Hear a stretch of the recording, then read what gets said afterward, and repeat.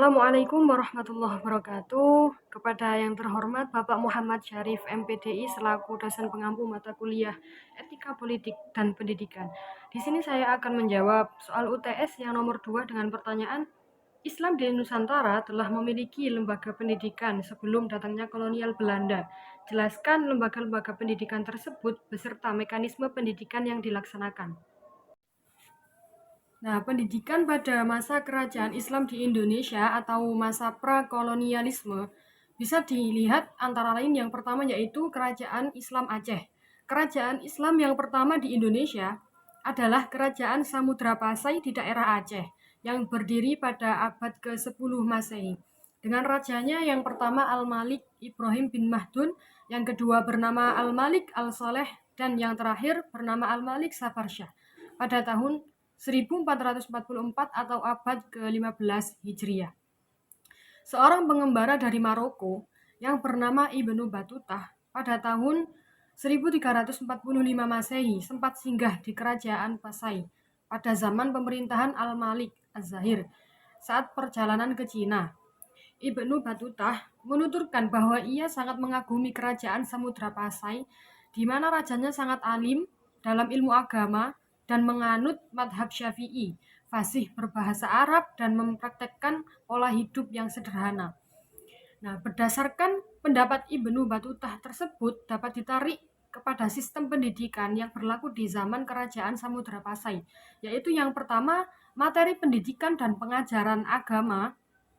Bidang syariat ialah fikih madhab Syafi'i. Yang kedua, sistem pendidikannya itu secara informal berupa majelis taklim dan halakoh.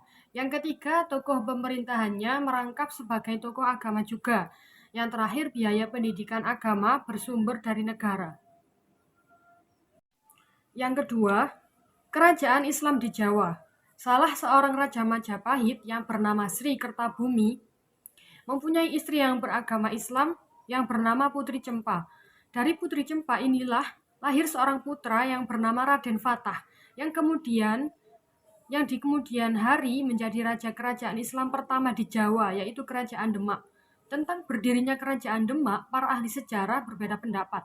Sebagian berpendapat bahwa Kerajaan Demak berdiri pada tahun 1478 Masehi. Pendapat ini berdasarkan atas jatuhnya Kerajaan Majapahit. Ada pula yang berpendapat bahwa Kerajaan Demak berdiri pada tahun 1518 Masehi. Hal ini berdasarkan bahwa pada tahun tersebut merupakan tahun berakhirnya masa pemerintahan Prabu Udara Brawijaya VII yang mendapat serbuan tentara Raden Fatah dari Demak. Berdirinya Kerajaan Islam Demak yang merupakan kerajaan Islam pertama di Jawa tersebut, maka penyiaran agama Islam semakin luas, serta pendidikan dan pengajaran Islam pun bertambah maju. Sistem pelaksanaan pendidikan dan pengajaran agama Islam di Demak punya kemiripan dengan yang dilaksanakan di Aceh, yaitu dengan mendirikan masjid di tempat-tempat yang menjadi sentral di suatu daerah. Di sana diajarkan pendidikan agama di bawah pimpinan seorang badal untuk menjadi seorang guru yang menjadi pusat pendidikan dan pengajaran serta sumber agama Islam. Wali suatu daerah diberi gelar resmi, yaitu gelar Sunan, dengan ditambah nama daerahnya, seperti Sunan Gunung Jati. Nah, yang ketiga ini kerajaan Islam di Maluku. Islam masuk ke Maluku dibawa oleh Mubalik dari Jawa sejak zaman Sunan Giri dari Malaka. Raja Maluku pertama yang masuk Islam adalah Sultan Ternate yang bernama Marhum pada tahun 1465 sampai 1486 Masehi atas pengaruh Maulana Husain Saudagar dari Jawa. Raja Maluku yang terkenal di bidang pendidikan dan dakwah Islam ialah Sultan Zainul Abidin tahun 1486 sampai 1500 Masehi. Yang keempat, kerajaan Islam di Kalimantan. Islam mulai masuk di Kalimantan pada abad ke-15 Masehi dengan cara damai di bawah oleh Mubalik dari Jawa, yaitu Sunan Bonang dan Sunan Giri yang mempunyai santri-santri dari Kalimantan, Sulawesi, dan Maluku. Nah, Sunan Giri ini ketika berumur 23 tahun, beliau pergi ke Kalimantan bersama saudagar Kamboja bernama Abu Hurairah. Mubalik lain dari Jawa adalah Sayyid Ngabdul Rahman alias Khotib Dayan dari Kediri. Perkembangan Islam mulai mantap setelah berdirinya Kerajaan Islam Banjarmasin di bawah pimpinan Sultan Suryansyah, sehingga masjid-masjid dibangun di hampir setiap desa. Pada tahun 1710 Masehi, tepatnya pada 13 Safar 1122 Hijriah, di zaman Kerajaan Islam Banjar ke-7 di bawah pimpinan Sultan Tahmilillah, telah lahir seorang ulama terkenal, yaitu Syekh Muhammad Arsyad Al-Banjari di desa Kalampayan Martapura. Nah, sejak kecil beliau ini diasuh oleh Sultan Tahmilillah dan cukup lama berstudi di Mekah sekitar 30 tahun, sehingga pada gilirannya terkenal kealiman dan kedalaman ilmunya, tidak saja di Kalimantan dan di Indonesia, tetapi sampai di luar negeri, khususnya kawasan Asia Tenggara. Syekh Muhammad Arsyad ini banyak mengarang kitab-kitab agama.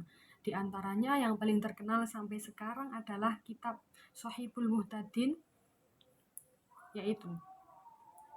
Kemudian Sultan Tahmilillah mengangkat sebagai mufti besar kerajaan Banjar.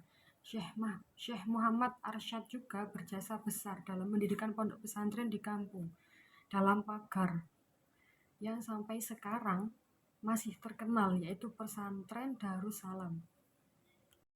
Yang kelima, ada kerajaan Islam di Sulawesi. Kerajaan yang mula-mulanya ini berdasarkan Islam di Sulawesi adalah kerajaan kembar Gowatalo. Rajanya yang pertama bernama Malingkang Daeng Manyori, yang kemudian berganti nama dengan Sultan Abdullah Awalul Islam. Menyusul di belakangnya Raja Gowa bernama Sultan Alauddin. Dalam waktu 2 bulan, seluruh rakyatnya telah memeluk Islam. Mubaligh Islam yang berjasa di sana ialah Abdul Qadir Khatib Tunggal, gelar Datuk Ri Bandang, berasal dari Minangkabau. Beliau ini murid dari Sunan Giri.